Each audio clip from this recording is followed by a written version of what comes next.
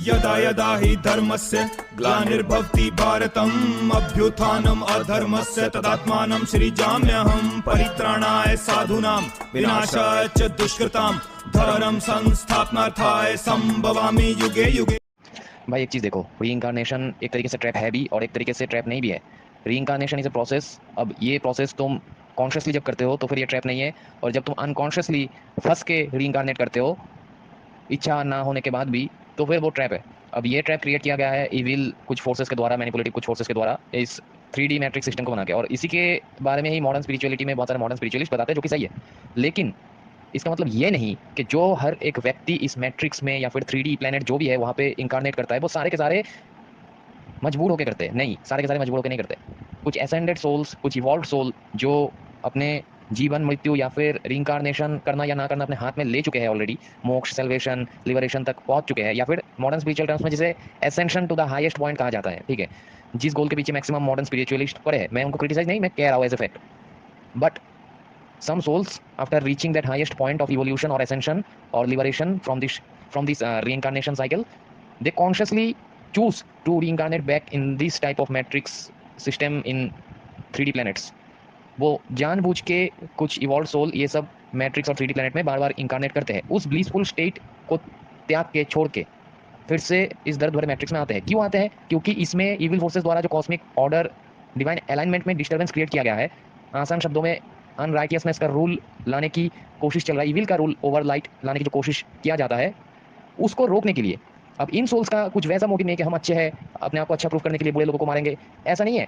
They are not in duality, they does this to stop the disturbance that are getting created, the disturbance in the cosmic orders, the disturbance created by evil forces to distract souls from their higher purpose. तो जो souls को trap किया जाया रखा है इन सब matrix या फिर 3D प्लैनेट्स में, उनको वहाँ से निकालने के लिए इवॉल्व सोल वो हायर स्टेट को छोड़ के, ब्लिसफुल स्टेट को छोड़ के फिर से ऐसे मैट्रिक्स और 3D प्लैनेट्स में इंकारनेट करते हैं।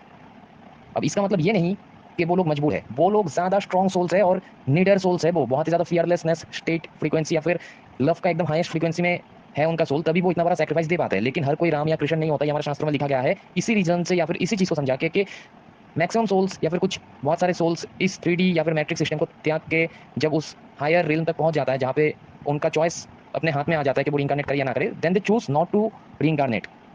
यहाँ पे जितने भी अवतार या फिर वो सोल्स आते हैं लोगों को उद्धार करने के लिए, वो बहुत ही स्ट्रॉन्ग सोल्स है एक्चुअली।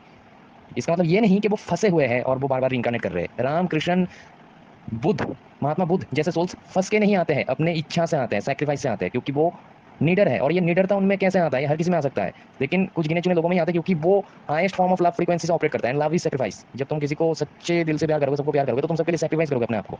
अब सैक्रिफाइस का मतलब ये नहीं कि जानबूझ के सिर्फ सैक्रिफाइस ही करो, but when it comes to sacrifice yourself you will not step back. इसका यही मतलब है, और बस यही है। हाँ, और एक चीज़ मुझे याद आया, तुमने पूछा ही है तो एक लास्ट चीज़ इसके ऊपर मैं कहूँगा तुमको। अब इन दिनों मुझे बहुत सारे लोग ऐसे मिलते हैं इंस्टाग्राम में, व्हाट्सएप में, जो मुझे पर्सनली बात करते वक्त ये मैसेज अक्सर कहते हैं कि सप्तऋषि अपने आप को एसेंड करो, अपने आप को इस मैट्रिक्स सिस्टम से निकालो ताकि और वापस यहाँ पे ना आ पाओ। इन सब का विरोध करके कोई फायदा नहीं है, हम कुछ भी रोक नहीं सकते, जो होगा वो होगा। ये योहान टेंगा ये वो जो विरोध कर रहा है, ये फालतू में अपना टाइम वेस्ट कर रहा है, अपने स्पिरिचुअल एसेंशन में टाइम स्पेंड ना करके फालतू की चीज़ों को विरोध करने में लगा हुआ है, नेगेटिविटी में है, फियर मॉन्गरिंग है। अब इन लोगों की बातों से मुझे साफ साफ पता चलता है कि इनका जो इनर सोल नेचर या फिर सोल पर्पस या कॉलिंग है, वो सिर्फ यहाँ से मुक्ति पाना है, और ये लोग वापस कभी भी नहीं आएंगे।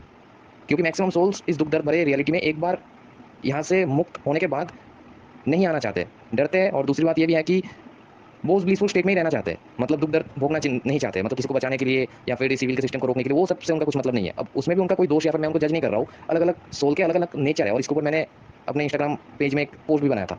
अब मैं ये कह रहा हूँ कि अगर एक सोल इवॉल्व होने के बाद 3D प्लैनेट्स में इंकारनेट करके 3D प्लैनेट्स में जो डिस्टर्बेंस क्रिएट किया गया है इविल फोर्सेस के द्वारा, मैट्रिक्स सिस्टम बनाया गया है और डिवाइन अलाइनमेंट से सोल्स को डिस्ट्रैक्ट किया जा रहा है, कॉस्मिक ऑर्डर में डिस्टर्बेंस क्रिएट किया जा रहा है, उसको अगर इवॉल्व सोल्स ना रोके 3D प्लैनेट्स में इंकारनेट करके, तो फिर किसी ना किसी 3D प्लैनेट में इविल का रूल बन चुका होगा।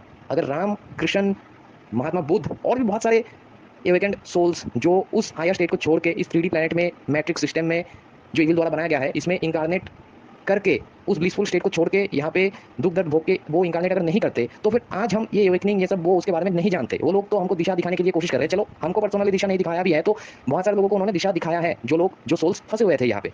तो सिर्फ अपने मोक्ष के ऊपर ध्यान देना, अपने आप को एसेंड करने के पीछे लगे रहना और इविल के सिस्टम को रोकने की प्रयास ना करना, जो इविल के सिस्टम में सोल्स को ट्रैप किया जा रहा है उनको अवेकन करने की प्रयास ना करना, एक तरीके से बुराई के खिलाफ कुछ ना करना है। कमिंग अंडर स्पिरिचुअल सेल्फिशनेस, इसको स्पिरिचुअल सेल्फिशनेस कह सकते हो कि सिर्फ अपने आप को कोई सोल अगर मुक्त करवाने में लगा है और जिस मैट्रिक्स सिस्टम से वो मुक्त करवाने में लगा है अपने आप को, और उसमें जो इविल का रूल बनने जा रहा है, सोल्स को ट्रैप किया जा रहा है, उसका वो विरोध नहीं कर रहा है, लोगों को अवेकन नहीं कर रहा है, तो फिर वो एक तरीके से बुराई का साथ ही दे रहा है। वो तो सोच रहा है कि वो एसेंड हो जाएगा, इवॉल्व हो जाएगा, वो लेकिन अपना जो सोल पर्पस यहाँ पे जिस वजह से नेचर ने उसको लाया है उसको नहीं कर रहा है और अपना कर्मा भी खराब कर रहा है। कैसे?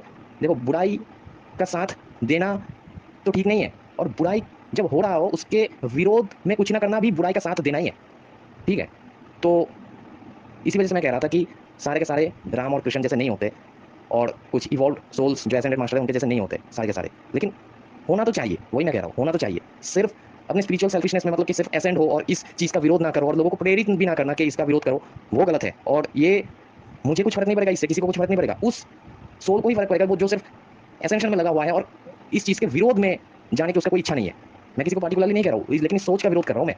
और सोच ऐसा होना चाहिए हमारे अंदर कि हम एसेंड होने के बाद भी विदाउट एनी फियर ऐसे 3D प्लैनेट्स में इंकारनेट करें, ना कि 5D प्लैनेट्स में।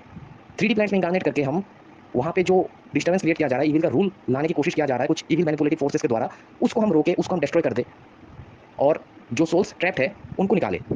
ठीक उन्हीं एसेंडेड मास्टर्स की तरह जो हमें अवेकन किए थे उस ब्लिसफुल स्टेट को छोड़ के ऐसे 3D प्लैनेट्स में इंकारनेट करके।